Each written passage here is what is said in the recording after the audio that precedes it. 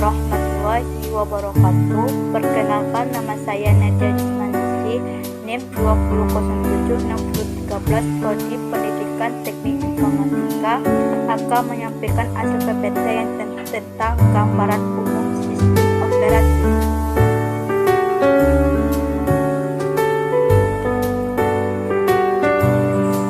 Tip 1 membahas tentang tujuan dan fungsi sistem operasi. Sistem operasi adalah suatu program yang mengontrol eksekusi program aplikasi dan berfungsi sebagai interface antara pengguna komputer dan hardware komputer. Sistem operasi memiliki 3 tujuan, yaitu kemudahan, efisiensi, dan kemampuan berkembang. Selanjutnya yaitu A. Sistem operasi sebagai interface pengguna komputer. Hardware dan software yang digunakan untuk menyediakan aplikasi bagi penggunaan dapat dipandang sebagai sesuatu yang berlapis atau berhierarki. Program aplikasi dapat dinyatakan dalam bahasa pemrograman aplikasi. Untuk memudahkan pekerjaan, disediakan program sistem. Program sistem yang paling penting adalah sistem operasi. Sistem operasi berfungsi sebagai mediator yang membuatnya menjadi lebih mudah bagi pemrograman dan program aplikasi dalam mengakses dan menggunakan fasilitas dan layanan. Selanjutnya yaitu pada umumnya sistem operasi memiliki layanan dalam bidang-bidang di berikut ini, seperti pembuatan program, eksekusi program, akses ke program input atau output, akses terkontrol ke file, deteksi error dan respon, dan automation. Selanjutnya yang B-nya yaitu sistem operasi sebagai manajer sumber daya. Komputer adalah kumpulan sumber daya yang berfungsi untuk perpindahan, penyimpanan, dan pengolahan data serta untuk mengontrol fungsi tersebut. Hal ini berbeda dengan sistem operasi yang merupakan mekanisme penggunaan tiada biasa dalam dua hal. Yang pertama, sistem operasi berfungsi dengan cara yang sama seperti software komputer. Yang kedua, seringkali sistem operasi melakukan kontrol dan harus bergantung pada prosesor. Selanjutnya yang C yaitu faktor penyebab evolusi sistem operasi. Yang pertama, API board serta jenis baru, misalnya versi Unix dan OS K2 yang terdahulu tidak menggunakan mekanisme plugin. Selanjutnya yaitu layanan baru, misalnya apabila ditemukan kesulitan dalam menjaga kinerja yang baik bagi penggunaan dengan memakai tool yang telah ada. Selanjutnya perbaikan, setiap sistem operasi memiliki fault. Tentu saja perbaikan ini dapat menimbulkan fault baru. Selanjutnya kita membahas tentang dua evolusi sistem operasi. Yang pertama pada generasi pertama, pada yang kedua komputer pada masa itu digunakan untuk membantu pembuatan peluru kendali sampai pembuatan box atau eksekusi program tunggal atau tanpa OS errornya, yaitu programming. Namun beberapa kekurangan itu programnya lambat, bukan offline kan dalam tanah, dan programnya menggunakan sangat banyak waktu untuk menemukan BOG. Selanjutnya generasi kedua, ciri-ciri komputernya generasi kedua antara lain kapasitas memori utama cukup besar, penggunaan transistor untuk menggantikan tabungan lempar menggunakan magnetic dan magnetic disk yang berbentuk dan multiplex. Dan selanjutnya yaitu generasi ketiga.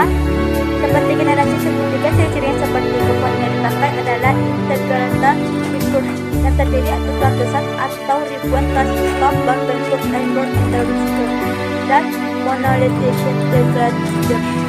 Yang keempat, generasi keempat, saat itu komputer sudah memiliki segala pribadi oleh banyak orang. OS saat ini yaitu Windows dan Linux yang berkembang pesat, serta kernel yang Debian dan Mozilla. Selanjutnya kita akan membahas tentang evolusi sistem operasi ini dapat diserahkan dalam beberapa tahapan evolusi berikut ini, yaitu A. Pengolahan sajak. Sistem lama memiliki dua masalah besar sebagai berikut: scheduling atau penjadwalan. Umumnya instansi menggunakan pemalian pemesanan waktu mesin. Biasanya seseorang pengguna harus mendaftarkan diri untuk memesan blok waktu yang merupakan kelipatan setengah jam dan seterusnya. Yang kedua, waktu start awal. Sebuah program tunggal yang disebut jam dapat mencakup penguatan kumpulan serta program pembangunan tingkat tinggi dalam memori. Selanjutnya yaitu tentang base sederhana. Mesin-mesin lama sangat mahal sehingga sangat penting untuk memaksimalkan utilitasnya. Waktu yang terbuang yang diakibatkan penjadwalan dan waktu setup tidak dapat diterima. Inti gagasan yang berada di balik teknik Bill adalah pengguna potong kompos yang dikenal sebagai Oscar. Untuk memahami ciri kerjanya, kita akan memandangnya dari dua sudut, yaitu sudut pandang monitor dan pandang prosesor. Dari sudut pandang monitorlah yang mengontrol rangkaian embed, sedangkan pada satu tertentu prosesor mengeksekusi instruksi yang berasal pada apakah memori utama yang berisi monitor. Selanjutnya yaitu sistem based program JAMA atau multiprogramming.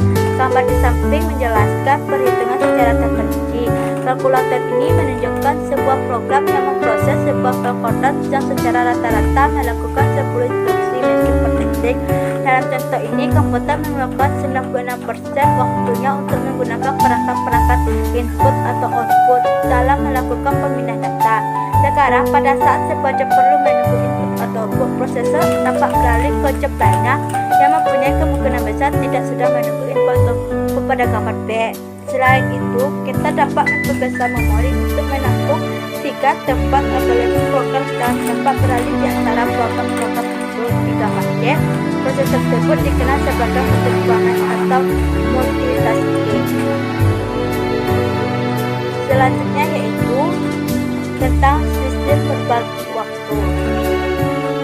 Dengan menggunakan multiprogramming, language dapat menjadi efisien, tetapi untuk job yang jumlahnya banyak, sangat diperlukan suatu yang dimana pengguna dapat berinteraksi secara langsung dengan komputer.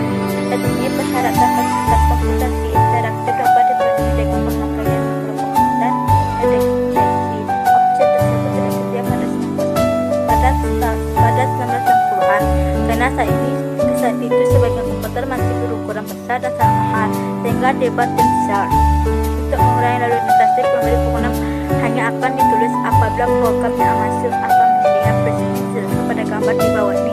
Asumsikan bahwa terdapat 4 orang pengguna interaktif. Job 1 15.000, job 2 20.000, job 3 5.000, job 4 10.000.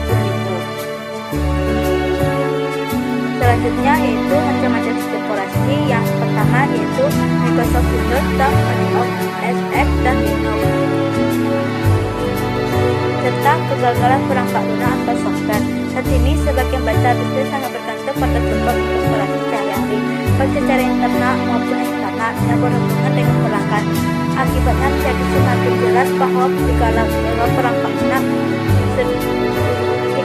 perangkat lunak sudah meningkatkan dan berdampak besar pada organisasi global. Tingkat kegagalan proyek perangkat lunak berkisar antara 50% sampai 50%. Sekian dari saya. Wassalamualaikum warahmatullahi wabarakatuh.